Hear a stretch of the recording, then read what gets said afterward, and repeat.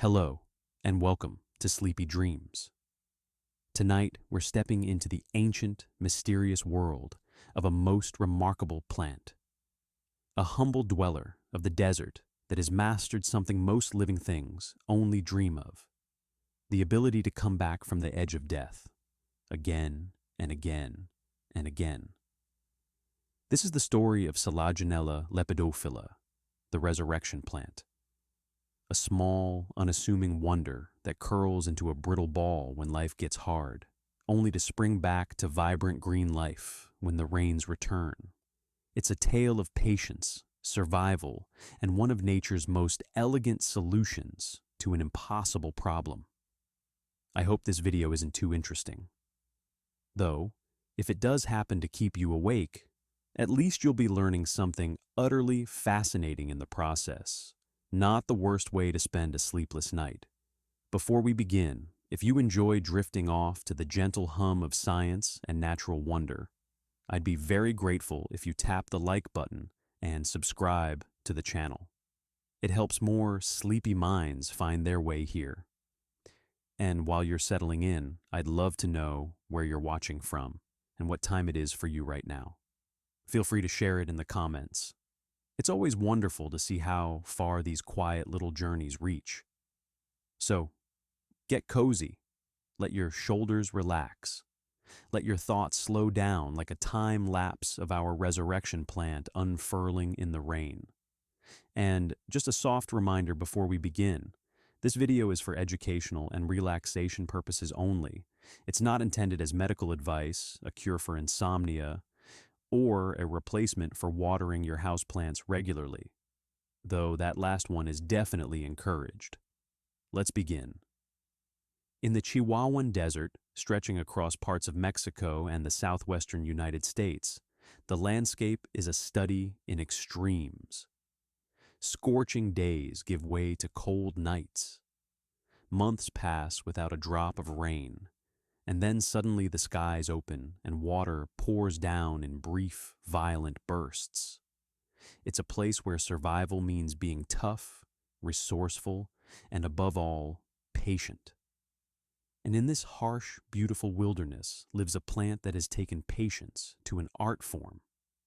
Selaginella Lepidophylla doesn't look like much at first glance.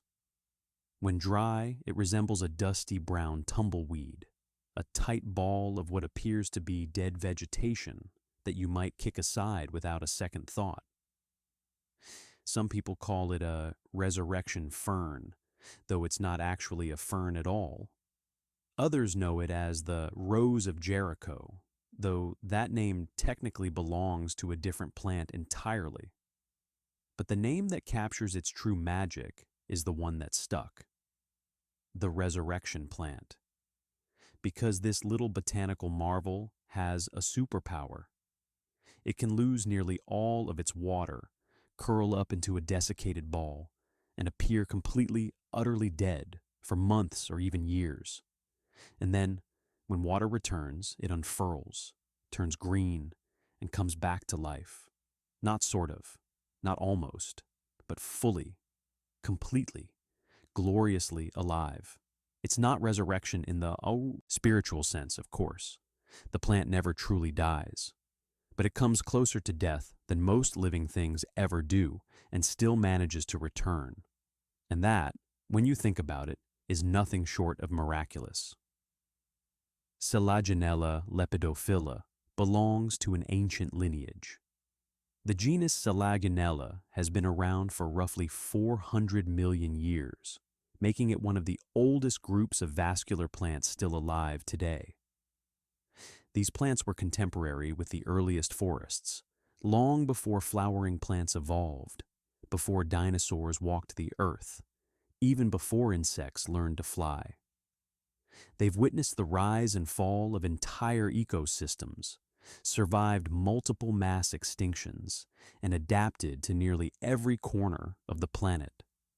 Our particular species, Lepidophylla, is a relatively recent specialist, having carved out a niche in the dry highlands and desert margins of North America.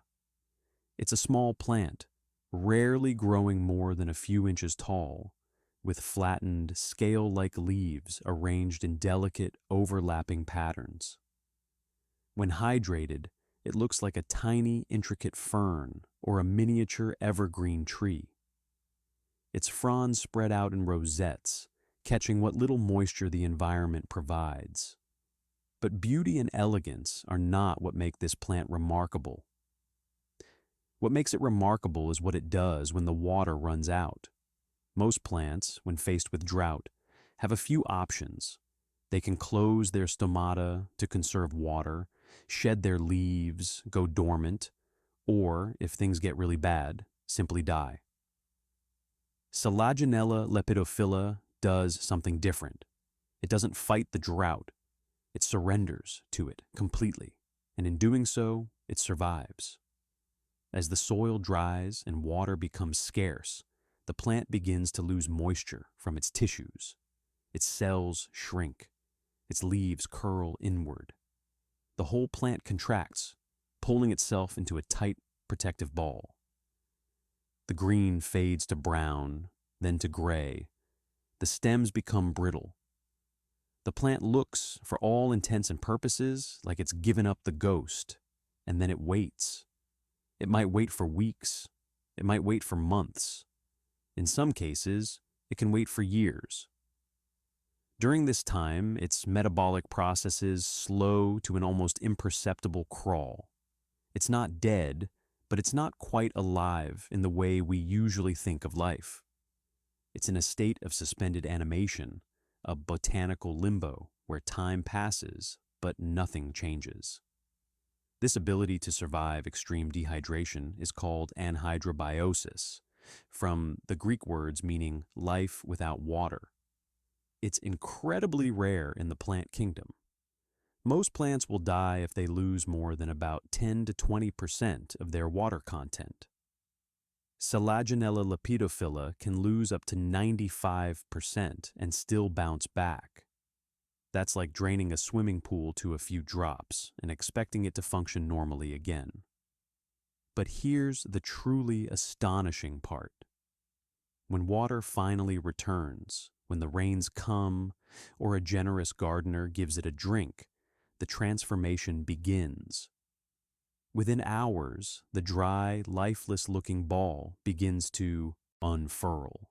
The stems relax, the leaves uncurl, color returns, creeping back into the tissues like dawn, breaking over a darkened landscape. Within a day or two, the plant is green again, photosynthesizing, growing, living.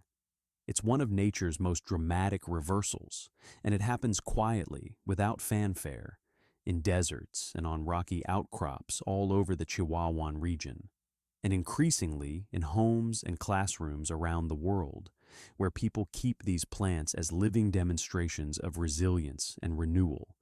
But how does it do it? How does a plant survive something that would kill almost anything else? To understand that, we need to look deeper into the cells, the molecules, and the elegant biochemical tricks that make resurrection possible. If you could shrink yourself down and slip inside the cells of a resurrection plant, you'd find yourself in a world that's both familiar and strange. Like all plants, Selaginella Lepidophylla is made up of cells with walls, membranes, and organelles. It has chloroplasts for photosynthesis, mitochondria for energy production, and a nucleus containing its genetic instructions. In many ways, it's just like any other plant.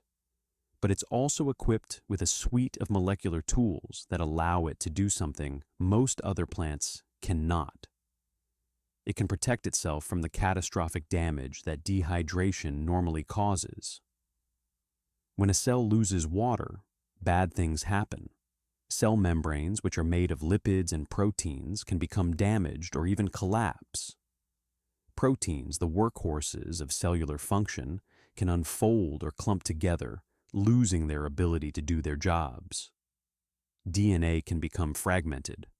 Organelles can be crushed or distorted. In short, dehydration is a cellular disaster. Most living things avoid this disaster by maintaining a relatively stable internal environment. We drink water, we sweat or pant to cool down. Our cells are bathed in fluids that keep everything running smoothly. But for organisms that can't control their environment, that live at the mercy of rainfall and temperature swings, dehydration is an unavoidable reality. And so, some organisms have evolved ways to cope, not by avoiding dehydration, but by enduring it.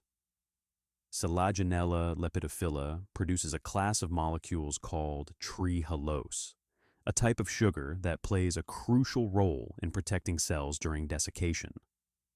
Trehalose is sometimes referred to as the sugar of life because it appears in many organisms capable of surviving extreme conditions, from tardigrades to yeast to certain bacteria. When water begins to leave the cell, trehalose molecules step in to take its place. They form a kind of molecular scaffolding around proteins and membranes, holding them in their proper shapes even as the water disappears. Think of it like packing fragile glassware in bubble wrap before a move. The trehalose cushions and stabilizes the delicate cellular machinery, preventing it from breaking down. But trehalose isn't the only player. The resurrection plant also produces a variety of proteins specifically designed to protect against drought stress. These include late embryogenesis abundant proteins, or LEA proteins, which sound technical but are essentially molecular bodyguards. They bind to other proteins and membranes, preventing them from clumping together or tearing apart during dehydration. There are also antioxidants. When cells dry out, they produce reactive oxygen species, harmful molecules that can damage DNA, proteins, and lipids. It's a bit like rust forming on metal, a destructive process that happens when conditions aren't ideal. The resurrection plant combats this with a robust antioxidant system, mopping up these reactive molecules before they can do serious harm. In addition to these protective molecules, the plant also carefully manages its gene expression. As it begins to dry out, certain genes are switched on while others are turned off. The genes that get activated are the ones that code for protective proteins, repair enzymes, and molecules that help the cell enter its dormant state safely. Meanwhile, genes involved in growth and regular metabolism are dialed down, conserving energy and resources for the long wait ahead. This coordinated shutdown is crucial. It's not a panicked response to disaster. It's a carefully orchestrated transition from active life to dormancy, a biological protocol refined over millions of years. The physical structure of the plant also plays a role. As it dries, Selaginella Lepidophylla doesn't just sit there and shrivel. It curls inward in a specific pattern, with the outer fronds wrapping protectively around the inner ones. This reduces surface area, minimizing exposure to the sun and wind, which would otherwise accelerate water loss and cause damage.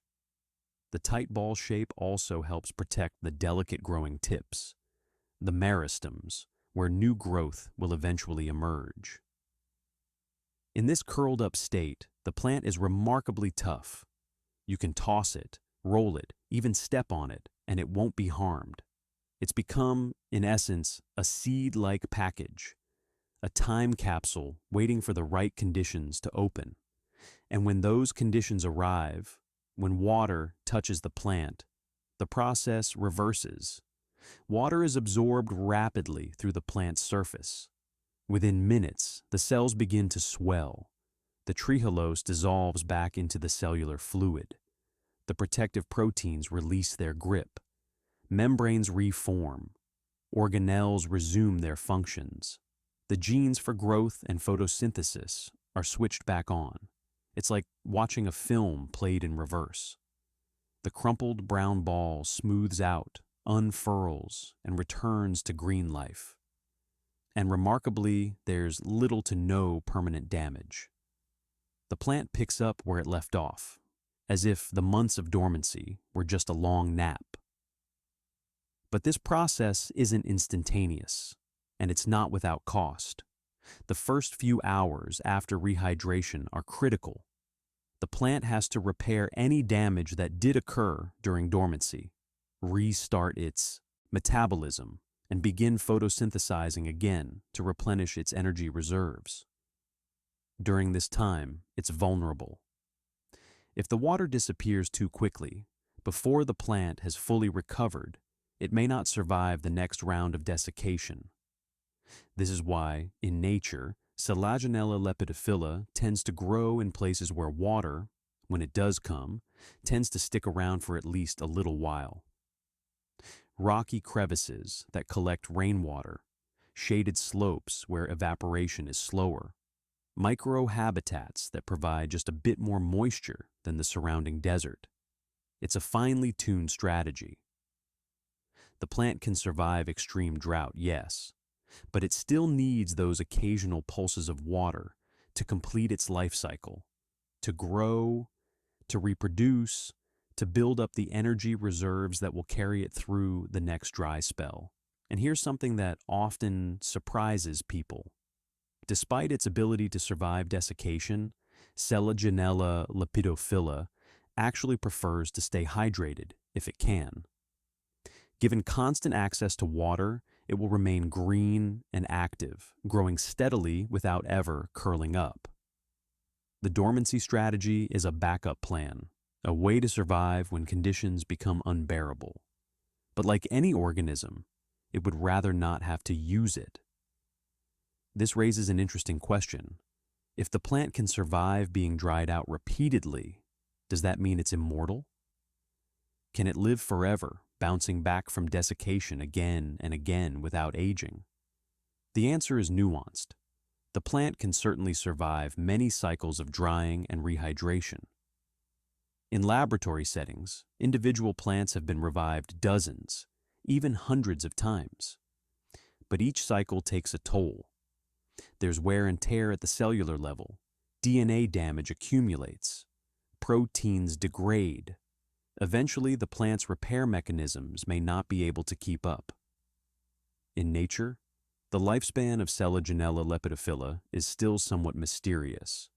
Because it grows so slowly and spends so much time dormant, it's difficult to track individual plants over long periods. Some estimates suggest they can live for several decades, possibly longer. But like all living things, they do eventually die. Still, the fact that they can endure what would kill most other organisms, and do so repeatedly, is extraordinary. It's a testament to the power of biological adaptation, to the ingenious solutions that evolution can produce when survival demands it. And it's a reminder that life, even in its quietest forms, is far more resilient and resourceful than we often give it credit for. Now let's step back from the cellular machinery and consider the bigger picture. Where does this remarkable plant fit into the natural world? How does it live, reproduce, and interact with the desert ecosystem around it? And what happens when humans, curious and meddling as we are, decide to bring it into our homes? In its native habitat, the Chihuahuan Desert, Selaginella Lepidophylla occupies a very specific niche. It's not a dominant species. You won't find vast fields of resurrection plants carpeting the desert floor. Instead, it grows in scattered patches, tucked into rocky outcrops, crevices, and the shallow soils of limestone hillsides. These are marginal spaces, places where water is scarce and competition from other plants is low. Larger, more aggressive species can't easily establish themselves in these harsh microhabitats, which gives Selaginella Lepidophylla an advantage. It's a specialist, superbly adapted to conditions that most other plants find intolerable. During the rainy season, which in the Chihuahuan Desert typically occurs in late summer and early fall, the resurrection plant comes to life. It unfurls, photosynthesizes, and grows. Its small, scale-like leaves capture sunlight and carbon dioxide, producing sugars and oxygen. Its roots, shallow but surprisingly effective, absorb water and minerals from the thin soil. But these roots are not like the deep, questing roots of desert shrubs or cacti. Selaginella Lepidophylla doesn't invest much energy in root growth. Its strategy is different. Rather than seeking out deep water reserves, it relies on surface moisture from rains and dew. And rather than trying to hold on to water through the dry season, it simply lets go, curls up, and waits. This is a trade-off. Deep roots would allow the plant to access more reliable water sources, but they would also require more energy to build and maintain. For a small, slow-growing plant in a nutrient-poor environment, that might not be worth it. Instead, it invests in biochemical defenses, in the ability to shut down and restart, in patience rather than persistence. During the growing season, Selaginella Lepidophylla also reproduces. Like other members of its genus, it reproduces via spores rather than seeds. This is a throwback to its ancient lineage. Long before flowering plants evolved seeds as a means of reproduction, plants like Selaginella relied on spores, tiny single-celled reproductive units that can travel on the wind. The plant produces spores in small structures called strobili, which form at the tips of its branches. These spores come in two types: megaspores, which are larger and will develop into female gametophytes, and microspores, which are smaller and will develop into male gametophytes. This system, called heterospory, is relatively unusual in the plant kingdom and represents an evolutionary step toward the seed-producing plants that would later dominate the world. When conditions are right, the spores are released and carried away by the wind. If they land in a suitable spot, damp and sheltered, they may germinate and grow into new plants. But this is a gamble. Most spores will land in places that are too dry, too exposed, or already occupied by other organisms. Only a tiny fraction will successfully establish themselves. This is why Selaginella Lepidophylla, like many spore-producing plants, produces so many spores. It's a numbers game. By releasing thousands or even millions of spores, the plant increases the odds that at least a few will find a hospitable home. Interestingly, the resurrection plant can also reproduce vegetatively. When a dried ball of the plant tumbles across the desert floor, blown by the wind, fragments may break off. If these fragments land in a suitable spot and receive water, they can take root and grow into new plants. It's a form of cloning, a way to spread without the need for spores or the genetic mixing that comes with sexual reproduction. This dual strategy, sexual reproduction via spores and asexual reproduction via fragmentation, gives the plant flexibility. In stable environments, vegetative reproduction can quickly establish new colonies. In changing environments, sexual reproduction provides genetic diversity, increasing the chances that some offspring will be well suited to new conditions. But reproduction, whether sexual or asexual, requires water. The plant needs moisture to produce spores, for those spores to germinate, and for the young plants to establish themselves. This ties the plant's reproductive cycle closely to the desert's seasonal rains. Miss the rains, and there may be no reproduction that year. It's another reminder of how tightly the resurrection plant is connected to the rhythms of its environment. In terms of ecological role, Selaginella Lepidophylla is what you might call a niche player. It doesn't dominate its ecosystem or provide significant food for large herbivores.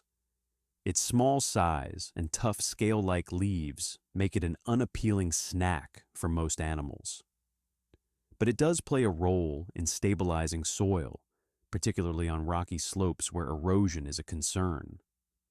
Its presence, along with that of other small plants, lichens, and mosses, helps hold the thin desert soil in place, preventing it from being washed or blown away. The plant also contributes to the desert's biodiversity. Even small, specialized organisms like Selaginella Lepidophylla add complexity to an ecosystem, providing habitat for microorganisms, insects, and other tiny creatures.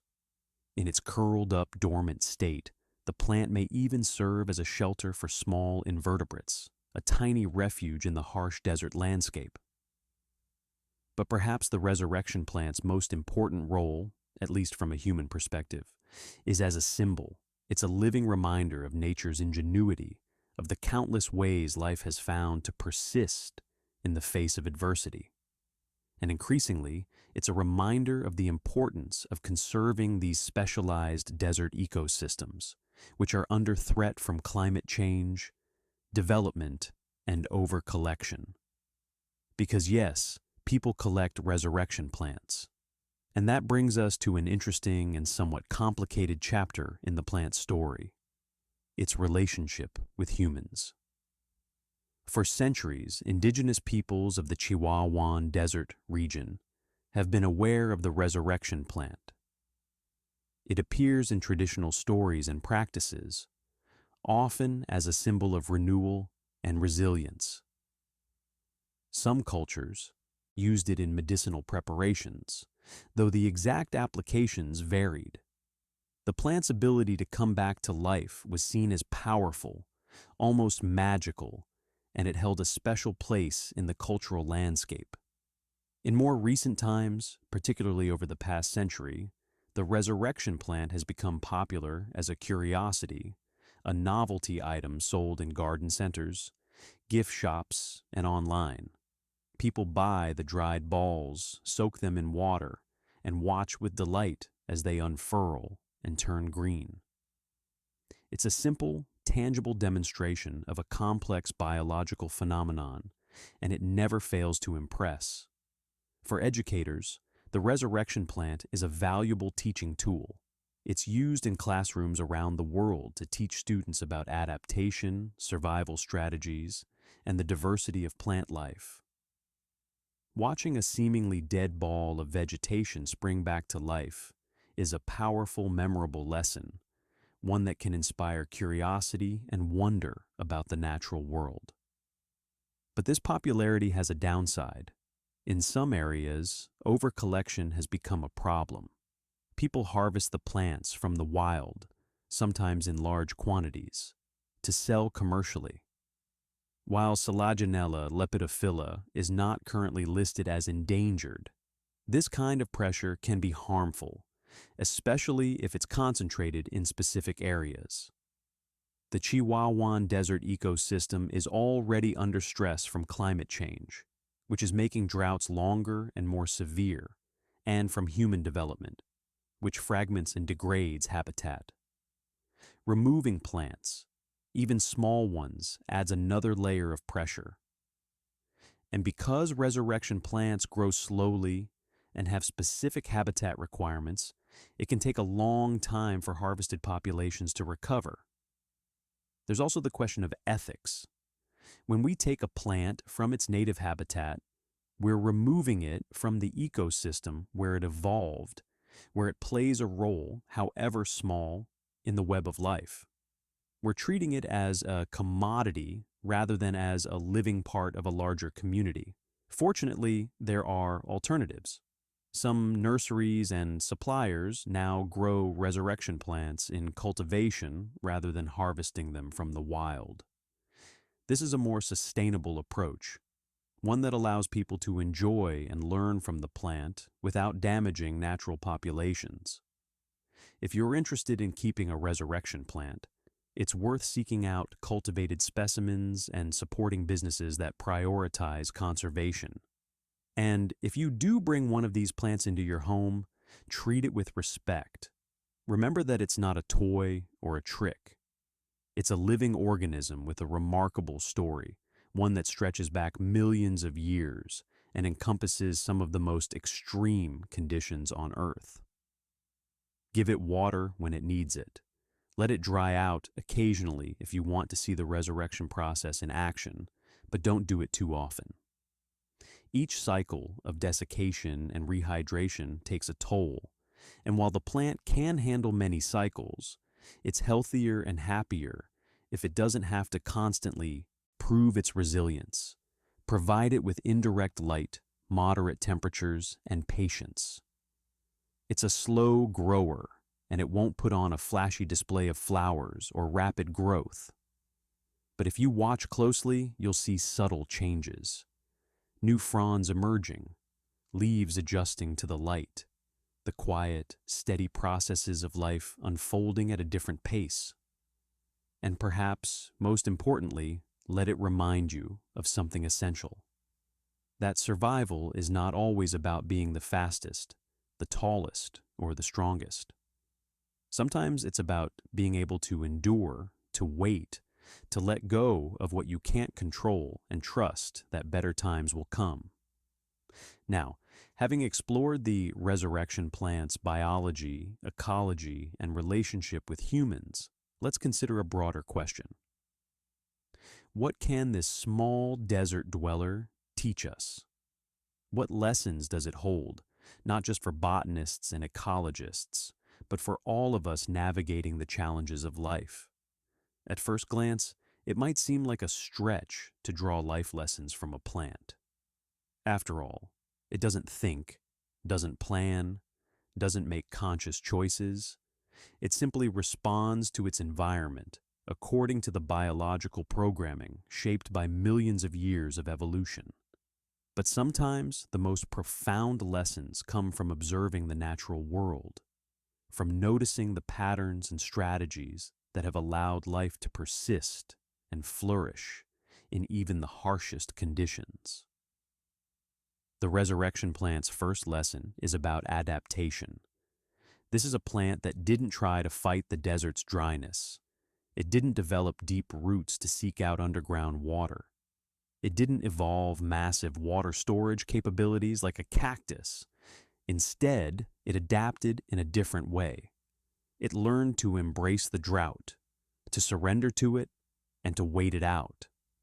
There's wisdom in that. Sometimes, when faced with challenges we can't overcome through force or persistence, the best response is to adapt our strategy, to conserve our resources, to hunker down and wait for better conditions, to recognize that not every problem can be solved by pushing harder. The second lesson is about resilience. The resurrection plant can endure conditions that would destroy most other organisms. It loses nearly all its water, appears dead, and yet retains the capacity to come back. That kind of resilience is built on preparation. The plant doesn't wait until the drought is already severe to start producing protective molecules. It begins the process as soon as it senses that water is becoming scarce. In our own lives, resilience often works the same way. It's built through preparation, through developing coping strategies and support systems before we need them. It's about recognizing early warning signs and taking action before a situation becomes critical. The third lesson is about patience. The resurrection plant can wait for months or even years for rain. It doesn't panic. It doesn't give up. It simply waits, maintaining itself in a state of readiness until the right moment arrives. In a world that often prizes speed and instant gratification, there's something deeply calming about this kind of patience. It's a reminder that some things can't be rushed, that sometimes the best thing we can do is wait with grace and trust that change will come when the time is right.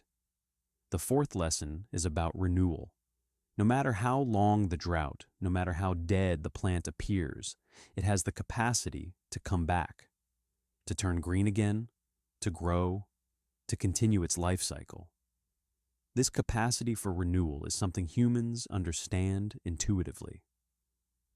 We go through our own dry seasons, times when we feel depleted, disconnected, or lost. But like the resurrection plant, we have the capacity to recover, to find our color again, to return to life with renewed energy and purpose. The fifth lesson is about simplicity. The resurrection plant doesn't need much. A little water, some light, a crack in a rock to call home. It's not striving for dominance or competing aggressively with neighbors. It's simply doing what it does, occupying its small niche with quiet competence.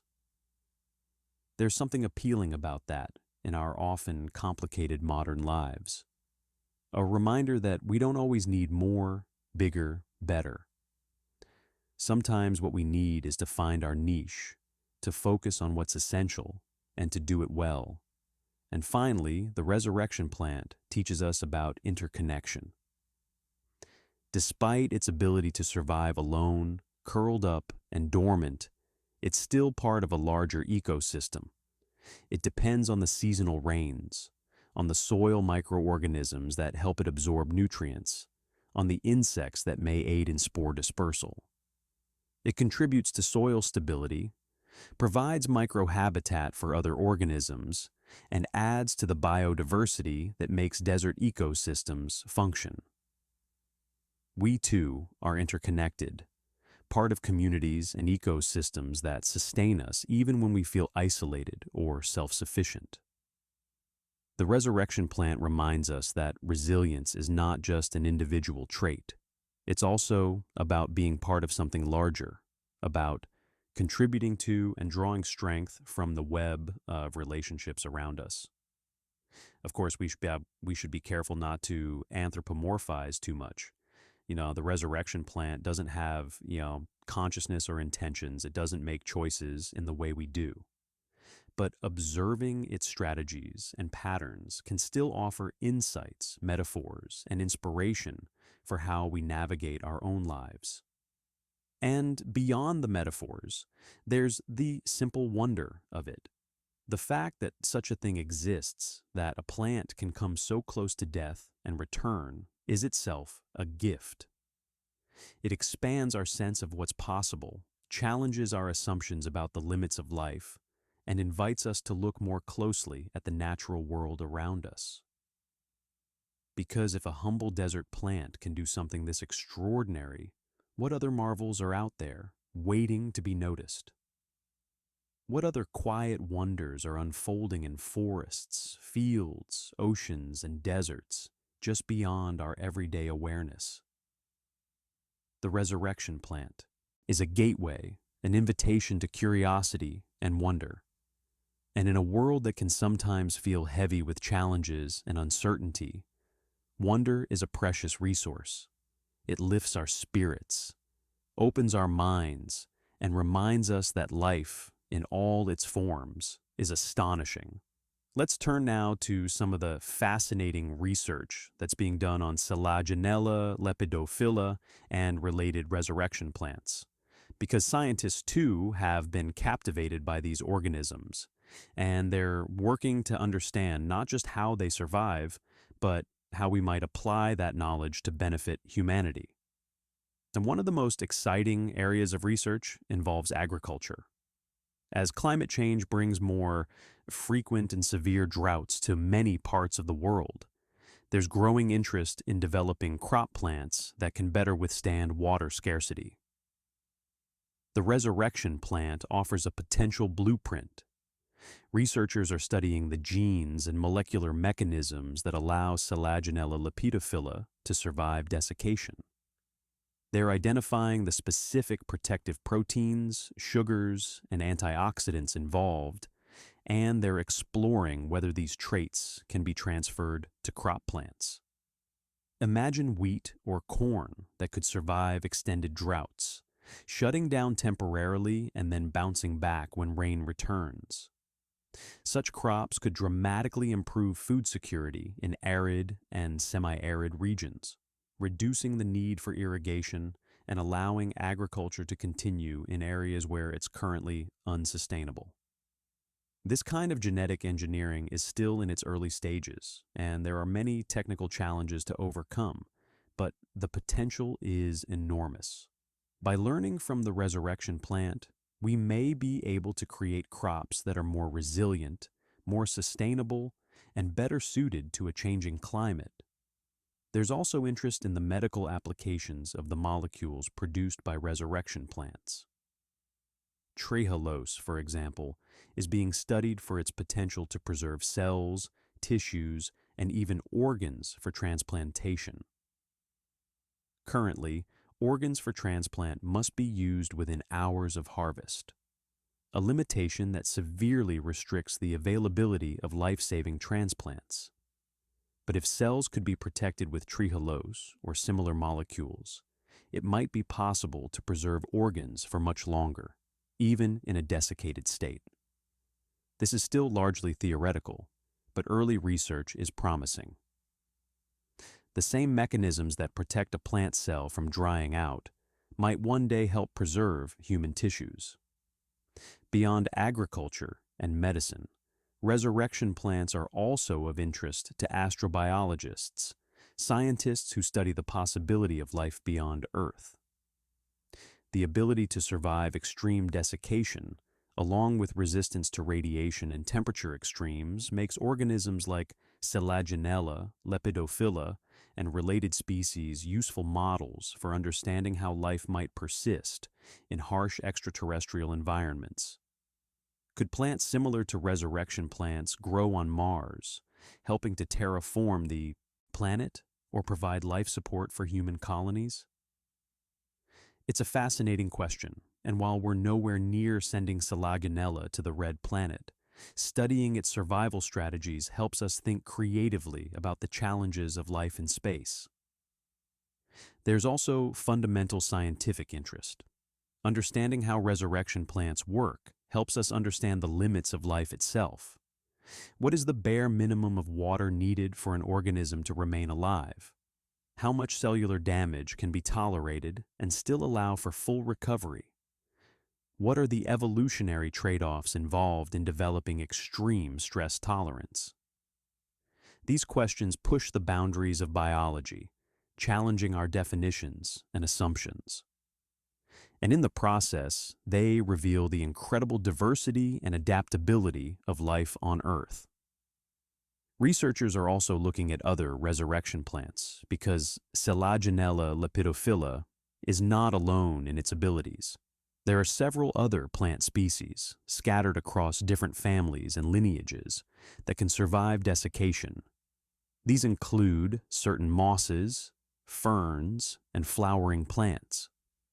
By comparing these different species, scientists can identify which mechanisms are universal, essential features of desiccation tolerance, and which are species-specific innovations. This comparative approach helps clarify the evolutionary history of anhydrobiosis and points toward the most promising traits for potential applications. One particularly interesting finding is that the ability to survive desiccation appears to have evolved multiple times independently in different plant lineages. This suggests that it's a valuable trait, one that evolution keeps reinventing when conditions demand it. It also means there are likely multiple molecular pathways to achieve the same result, offering a rich toolkit for researchers to explore. There are also cultural and educational initiatives centered around resurrection plants.